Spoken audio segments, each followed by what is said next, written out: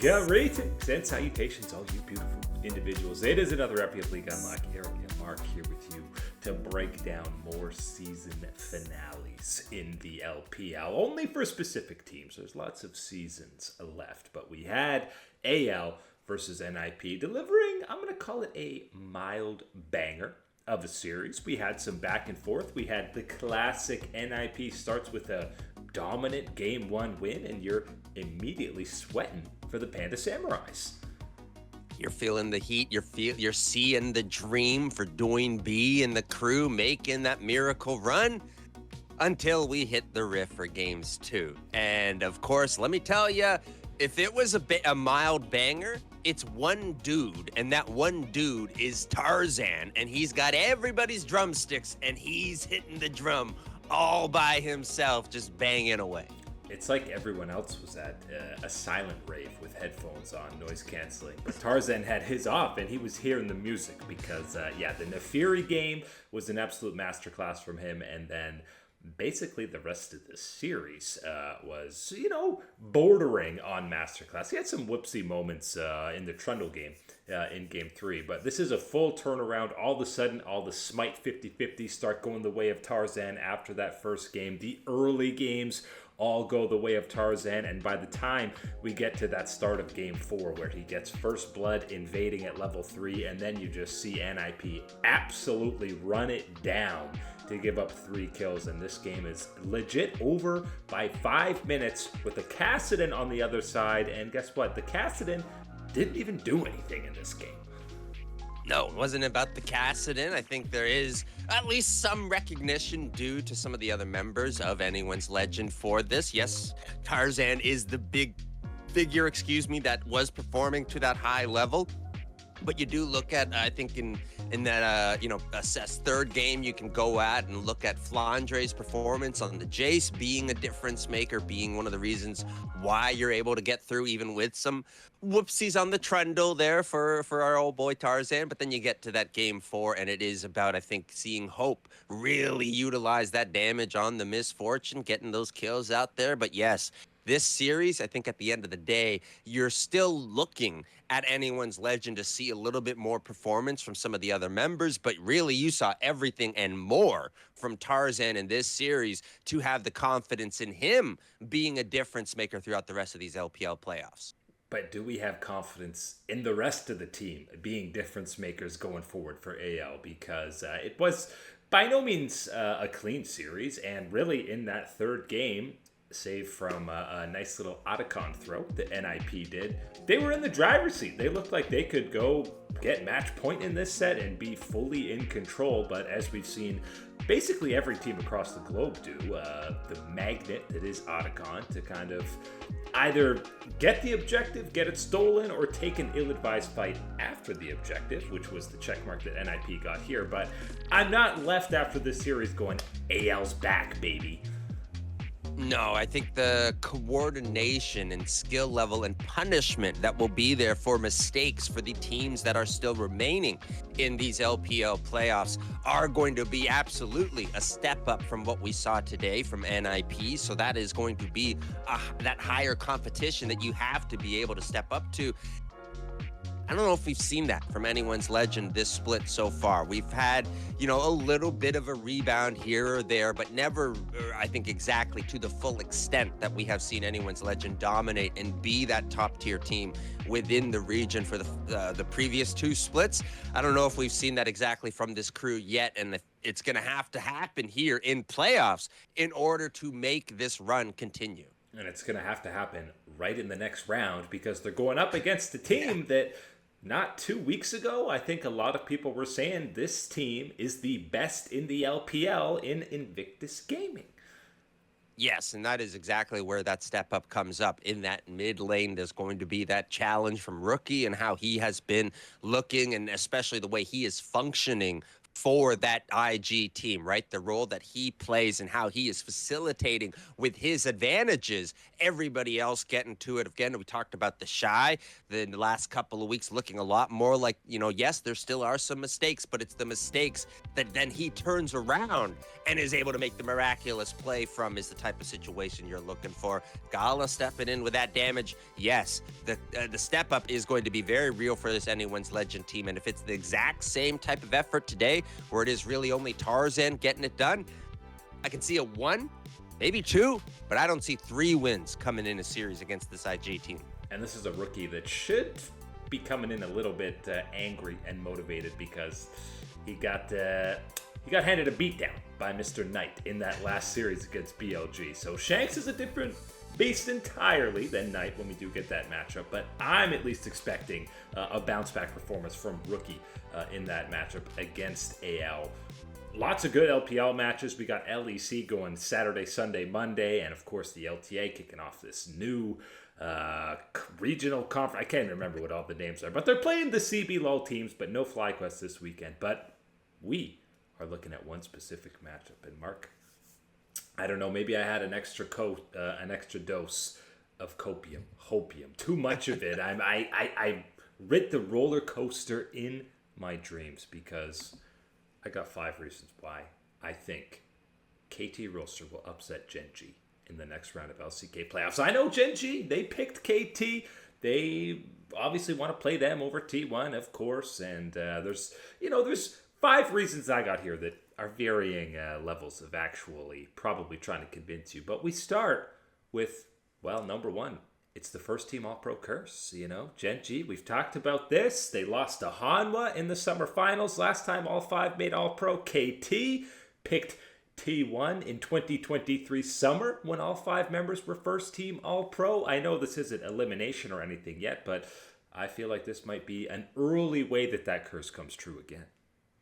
And I think maybe, let me present this, if you're a Gen.G fan, maybe you take the curse here at this point in time and take the hit losing the LCK, and you can rebound for world championships. That's got to be, I think, maybe the angle you can play with that one, because yes, you're right. The All-Pro curse, it is a very real thing. We have seen that come through here, specifically in the LCK. Never mind, we've actually seen this happen in every region, I think, anytime we have seen one of these full All-Pro, first All-Pro team type of lists, and it is that top running dog squad. I think, yeah, absolutely, you can take that angle that it is going to be the curse here that takes down Gen.G. But you know what? I'm going to need to hear those extra copium doses for the other reasons as well, because for how good Gen.G is, it's going to take, I think, a little more than just the All-Pro curse to take them out. We got another big C word. We're talking complacency for Gen.G coming into this one. Only lost 1 single series. They've won MSI, won EWC. They already clinched a world spot. They even still have a life to play with if they get... It's not full elimination for them. They just get locked down to losers. And they haven't played in 2 weeks. KT has played 2 since then. I could see them. It's not Hanwha or T1 maybe not doing as much homework as they need to, and maybe taking KT a little too lightly. It could be a possibility. I think one of the angles that you can go with that complacency is going off of what is the focus? What is the goal for this Gen.G team? And I think at the end of the day, a lot of people would say it isn't winning another LCK championship. It isn't just pure domestic domination. It really is that priority on excelling on the international stage, getting that type of acclaim, that type of prestigious trophies for the organization. So yeah, you can look at it and go, okay, maybe that tenacity, that focus, that pressure isn't going to be there for this one because you are so close, so soon to that world championship event where you have put all your chips, you have put all that pressure, all that weight on what you want to achieve. I think that's one of the things you could be looking at. One of the angles to maybe counterpoint that is, I think Ruler would say, I didn't come to this Gen.G lineup just to blow it to KT in the playoffs over here. But you still go, well, maybe your only focus is that world championship with Gen.G. So I think I can buy that maybe there is that slight lapse in focus and preparation to the same tenacity and same high quality level that we have seen from Gen.G all the way through this year. And it's an easy case to be looking ahead to a T1 or Hanwha matchup and forget about the path to get there. And they'll probably take KT seriously because, let's face it, one of 5 teams to take a game off of Gen.G in rounds 1 and 2. And even though they were getting swept in the latest regular season round, if you remember a lot of these series, some games were stomps, but a lot of them had KT being in the driver's seat, pushing Gen.G to the brink, losing a game that they really shouldn't have lost. And yes, they didn't fully, weren't able to execute and come away with actual wins, but you needed some of the best individual games from Keen, Ruler, and Duro in some of these matchups for Gen.G to come away with these wins against KT Rolster. I think it's not necessarily the same nightmare in review the way that some of these other matches could be for KT, right? There certainly have been within the massive schedule that we have had in the LCK for these teams, a lot of examples of getting beat down, not being competitive, whatever. But you are right. When you do look specifically at the KT versus Gen.G matchups, there is a history, there is a trend of a lot of these games, a lot of these series having a little bit more to them than just what the flat scoreline tells you at the end of the day when we are looking at Gen.G picking up those victories. So I'm willing to listen to that one. I'm willing to hang it out here, and maybe it's kind of one of these ones where, yes, it hasn't worked. None of these are answers all the way through this list so far. But doesn't mean that you haven't had progress, doesn't mean that you aren't putting together, and maybe there is a game plan that you can go back, review, look at all these things and find individual little moments, little things that you can adjust and tweak and attack a squad like Gen.G. It's a balloon waiting to burst, and that is KT getting that upset against Gen.G. 2 more points, and these are individual players we can talk about. Obviously, your second team all-pro mid laner, BDD, matching up against Chovy. Maybe the only guy right now in the LCK that I'm going, I don't see a massive disparity where Chovy's just going to kind of steamroll some of these games over. I feel like BDD is the one guy right now who can match him in the laning phase and in terms of overall team fight impact in a game. I think that's the really crucial part when you are talking about an individual player and trying to find that matchup, and especially as hard as it is against Gen.G in that mid lane when it is going to be Chovy sliding into that spot and what he offers for the team. BDD, yes, is probably that best option right now. As much as we love Faker, or as much as, Zeka could rise in performance, what BDD offers and how stable he is able to be in that mid lane throughout, as you said, that laning phase and the crucial performances in those team fights. I don't know if there is a comparable right now in the LCK, specifically with how he operates for the team and what advantages he really can provide when he is popping off, when he is that control master for the team. And BDD, we've seen that throughout this split, so I'm willing to hear you out again on a BDD angle. Well, you better be able to hear me out on the last point. You got to think a little outside the box here. You got to see the whole picture, because again, it's an individual matchup, and we're talking Dom versus Ruler. I'm not about here to sit here and say Dom's better than Ruler. It's an advantage for KT. What it is an opportunity to not play a standard bot lane style for KT. I think you've got to recognize you're at a disadvantage here, and that opens up the opportunity for maybe more lane swapping early on, having more roaming out of Peter, because the laning phase itself will not go well in the 2v2. So roaming from Peter, or just different champion picks, more utility focused. We know Dom can play Ziggs. Maybe bring out an Ashe, something that's not going to be a hyper carry, but kind of pulls things away from Ruler being the focal point. Okay, you might have lost me on this one here. I think at the end of the day, I don't. It's an opportunity to cook. I think whatever happens here, I don't care. It's going to be Ruler having that advantage.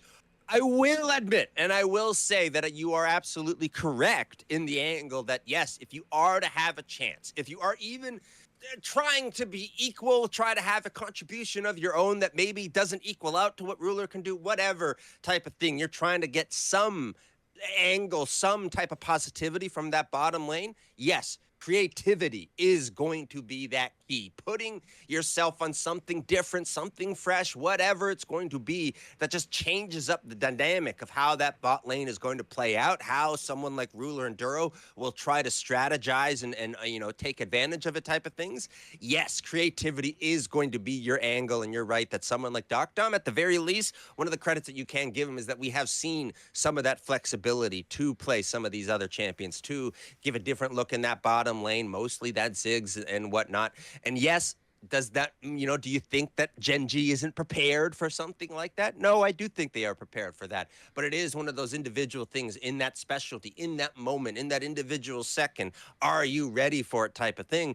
That's where that creativity, I think, really can change some stuff. And it has to be one of those wild cards that you throw into a series like this if you are at disadvantages, like we do see KT being, even with some of these angles, some of these reasons to try and get the upset. I'm just saying, we haven't really had a dud series out of Gen.G. Maybe dud games within a series, but they've been so dominant.